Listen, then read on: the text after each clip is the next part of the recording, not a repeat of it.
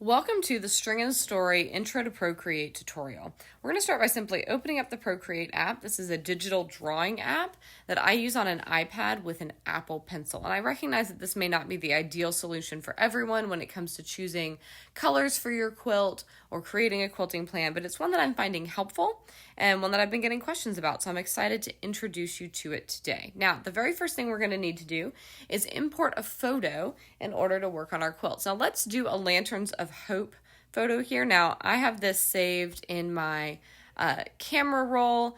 This is simply a photo, literally, of the pattern itself. I took a screenshot of the digital pattern, that turned it into a photo, and I've now imported it here into Procreate. Now, there are two things that I typically use Procreate for. Now, the first is going to be actually choosing the colors for a quilt, and the second is making the quilting plan. All right, I'm going to make my stylus orange. I would normally do this first step with black or some other like neutral color, but I'm gonna do it with orange so you guys can see what I'm doing. So the first thing that we're gonna need to do if we are wanting to create a color map for our quilt, audition some colors, etc., and is that we're gonna need to turn each of these lines into a Procreate line, because that makes them fillable. So you can see I've drawn across the bottom right here, and I've held at the end until the line has gone digitally straight. So instead of being kind of the wobbly mess that I drew freehand, when I hold, it becomes a perfectly straight line. Procreate calls this a shape. And I'm just tracing these lines. Whoops, I'm going to hit my undo on the bottom left because I slipped. All right, so I want to make sure that these lines are all connected so that when I fill these shapes, everything stays contained. Again, here on the upper right, you can see multiple times now I've changed up the color. You pick basically the color family by dragging this wheel around the outside, and you get your hue here on the inside. So, you know, how dark, how light, etc. So I'm going to choose a navy. Excuse me, guys. Close out my color wheel. Now, if I double tap this, it will go back to the previous color. But if I hold and drag, I can literally fill this color. You can see I created a shape, and now I can fill it in. And in order to do what I have done, say, on this Lanterns of Hope over here, I would trace every single line and fill it in as desired. Now, once I've done this, let's say I've made my decision, I'm going to use these colors, I've ordered my fabric, I've pieced my top, I'm ready to make a quilting plan. Now, I can come right back to this same diagram to create a quilting plan, or I could take a picture of my quilt itself and import that picture. It's just totally up to you. But using this diagram, in order to do my drawing to create a quilting plan, you can see I've created an additional layer here. Layers are really cool because it allows you to redraw things without having to delete the previous iteration. So again, if I go back to my gallery and show you guys, this is the quilting plans for the Aurifil January color builders, and I did everything in layers. So every possible quilting plan that I was working with for the elephant, and each possible quilting plan for the background, and having it done in layers allows me to mix and match. What does it look like if I do a meander over the whole thing? What does it look like if I do something simple in the elephant? What does it look like if I do the full McTavishing in the elephant? What if I want a different background motif, right? And this just completely up levels, in my opinion, the quilting plan making process, right? Because I don't have to have multiple pieces of paper. If I want to be like, oh, I like how I did the elephant, but I want to see it with a different background, I don't have to redraw it. It's just a few clicks here with my Apple Pencil in these layers. So same thing over here on Lanterns of Hope.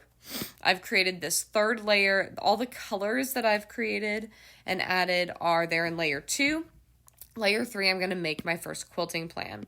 Now, I am going to select a lighter color. I want it to show up down. We're going to work in the bottom on this navy. Real talk, I'd probably be using matching thread when I'm quilting, but I'm going to use a slightly not matching color when I'm drawing so that I can see it, all right? And I like to use the inking fine tip brush here because I feel like it emulates, a nice even line the best, all right? Now, then I simply draw. If I'm going to do a meander, I just simply begin to draw it in.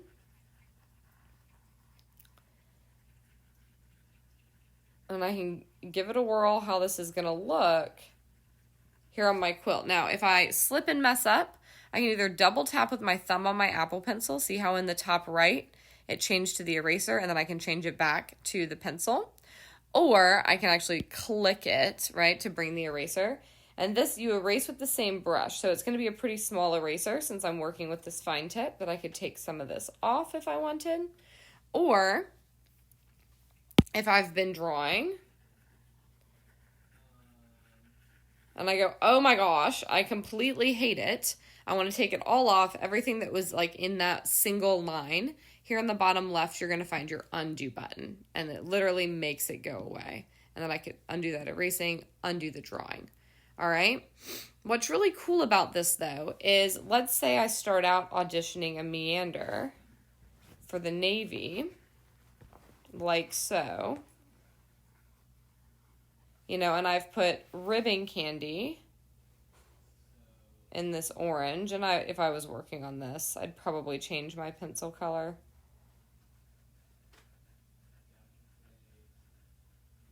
Right? And I say, okay, like that's one idea, but let me see what happens if I put paisleys in the navy and wishbones in the orange. I can come over here and simply add another layer, uncheck layer number 3 so it visually goes away. And then I can come down here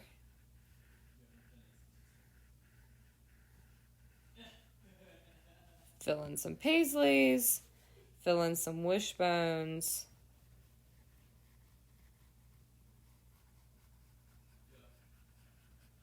And be able to toggle back and forth between the two with just a quick click to decide which one I like better. All right, so as we've gone over today, we've talked about how to bring a photo into Procreate in order to decide on things like colors and quilting plans. I've shown you how to trace over what would be seam lines if you took a picture of a quilt top, or if you're working with, say, the cover photo from your quilt pattern, but you're wanting to see what it would look like recolored, or tracing over diagram lines if working with a doodle sheet like this. And then how to drag and drop color in order to fill areas to audition those colors. Then we've talked about how to use layers and a fine tip brush in order to create quilting plans, and in order to be able to audition multiple quilting plans quickly and easily. And my increasingly favorite feature is having all my quilting plans here in one place where I can admire them, enjoy them, play around with them at will. So I hope you've enjoyed this introduction to Procreate. These are just the very basics, but they will get you started and make this tool useful for you right away. Enjoy!